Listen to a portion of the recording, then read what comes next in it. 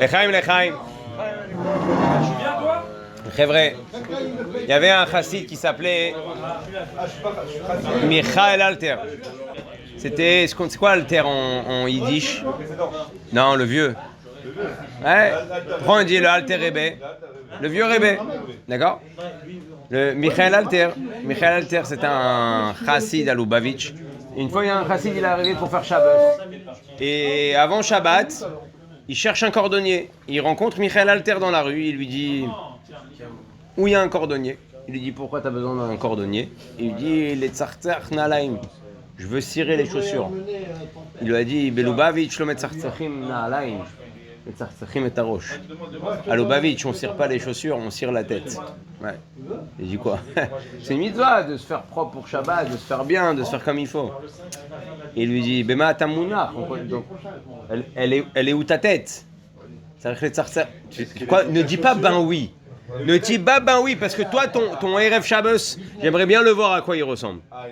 Est-ce que tu arrives à la table de Shabbat avec une sikha du Rebbe prête à dire à la famille, non, pas un shulchan Shabbat, pas un shulchan Shabbat ou pas un truc que tu as entendu en Farbringen, une vraie sikha que tu as étudiée, une sikha dans la semaine. Mais aujourd'hui, il y a tous les kelim pour apprendre.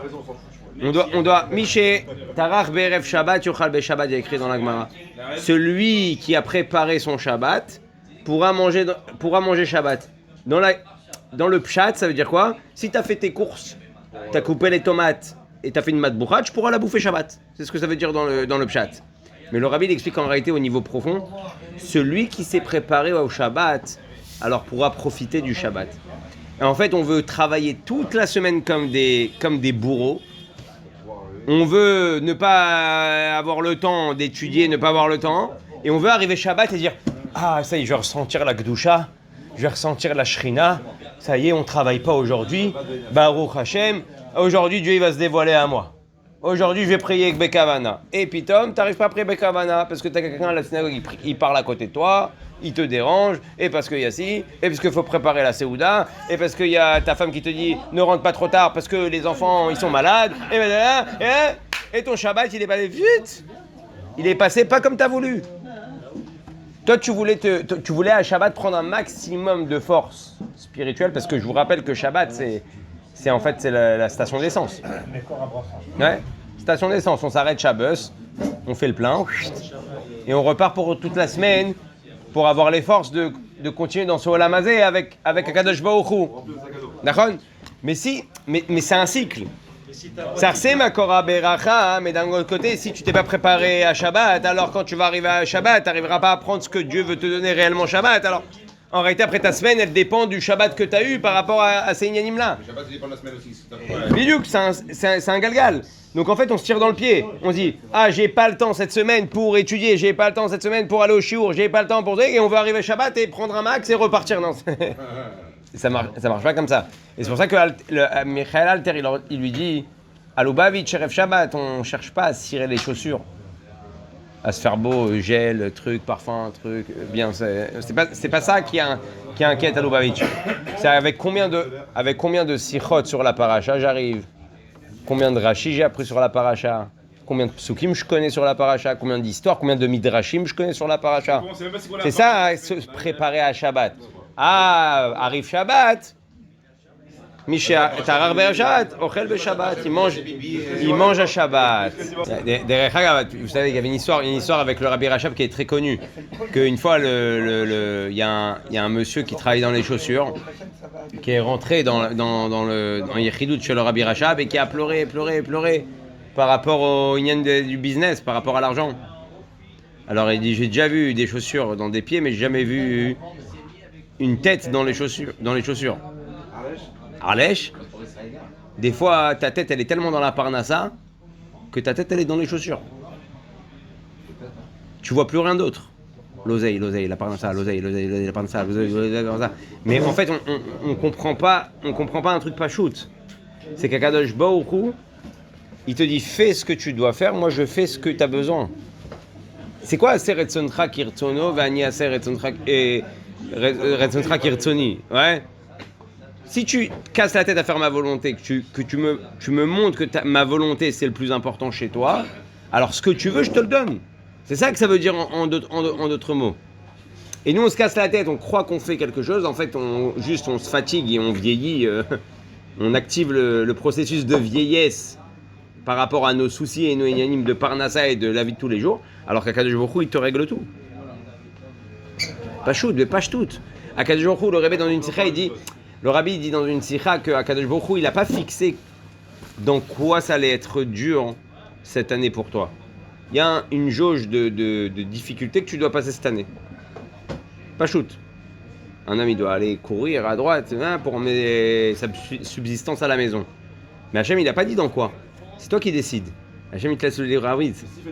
C'est-à-dire que si tu prends une Gemara qui te casse la tête, et que tu comprends rien et que tu te casses la tête et que tu te casses la tête et que tu comprends rien et tu te casses la tête, mais tu dis au Rav et tu dis à ta Chavruda, j'ai pas compris. Et pourquoi Rachid dit ça? Mais quel rapport? Qu'est-ce que je m'en fous d'un short qui a encore né une vache et que à cause de ça l'autre il doit payer Kefel et pas Kefel les trucs et c'était dans son champ et c'était pas dans son champ et tu dis mais c'est quoi cette histoire de malade? C'est quoi ce truc de fou?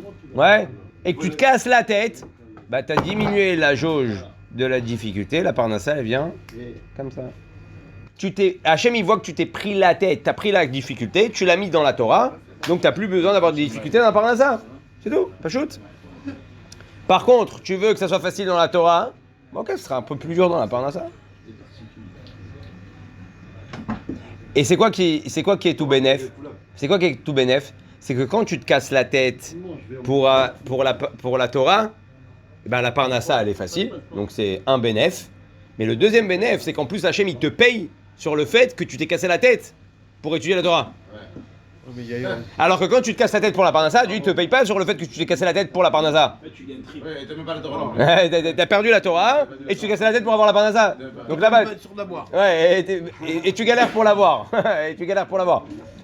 On aspire à aider Benoni, Bezrat Hashem. Bezrat Hashem Bouchouato. Faut savoir le Emet. Le Emet, comme on a dit tout à l'heure, Achenata Kel Mistater. On a trop l'impression que ce monde-là, en réalité, Zaïkar. Atemyodim Bachaim Tsarich Sechel Yachar. Faut avoir une tête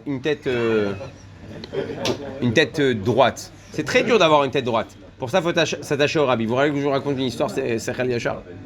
Ça me fait penser à une histoire. Le Rabbi, comme ça, une fois, il y a quelqu'un qui a un chaliar en Argentine. Il avait une école, une bête sefer Chabad, et il y avait une bête sefer aussi de la communauté juive là-bas, très, très bien. Au bout d'un moment, les directeurs de la grande école, ils convoquent le chaliar et lui disent, regarde, on a une super idée, on veut réunir les deux écoles, faire une big école pour tous les juifs de la ville, et que ça soit comme ça que les gens ils sentent qu'il n'y a pas Chabad et trucs, et que ça va yachad. Et le chaliar, il dit Banco. Il dit Bracha Vatzlacha. Si on peut montrer de la hardout ensemble à tout le monde, à Koltov. Mais je dois poser la question au Rabbi avant. D'accord? Donc eux, ils sont contents. Lui, il est content. On va faire une super école. On va avoir plus de subventions. On va faire un endroit. Les parents, ils vont être super contents de la nouvelle.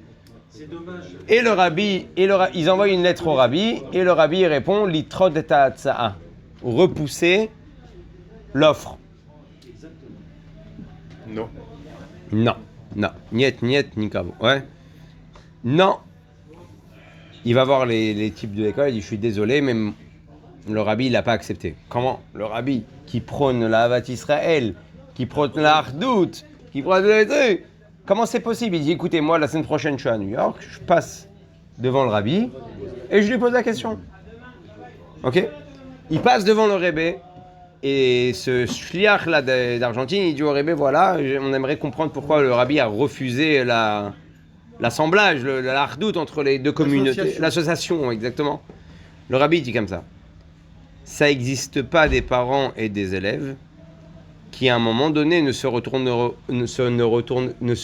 pas contre la hanala, contre la direction. Il y a toujours un élève ou des parents qui ne sont pas contents de la direction. Alors, ouais, vous êtes des mauvais professeurs, vous êtes des mauvais trucs, vous êtes des mauvais directeurs, c'est n'importe quoi cette école. Moi, j'ai jamais eu ça dans ma vie, moi, on m'a jamais fait ça. Ouais.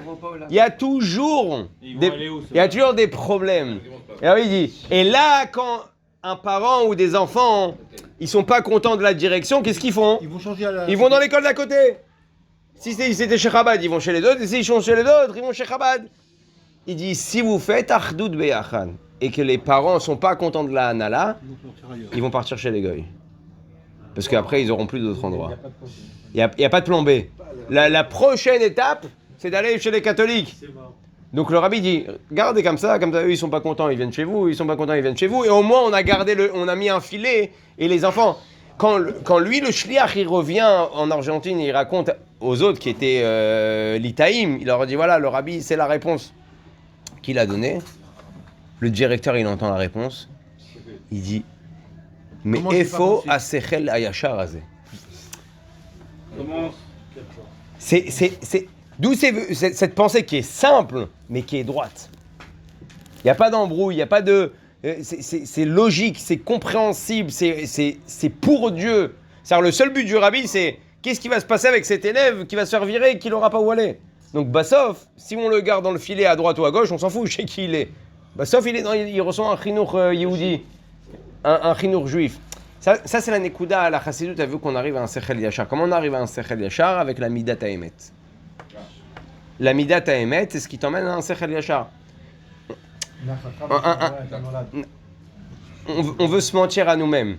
Comme le rabbi dit toujours, en réalité, on se déguise, mais on a du mal avec le émet.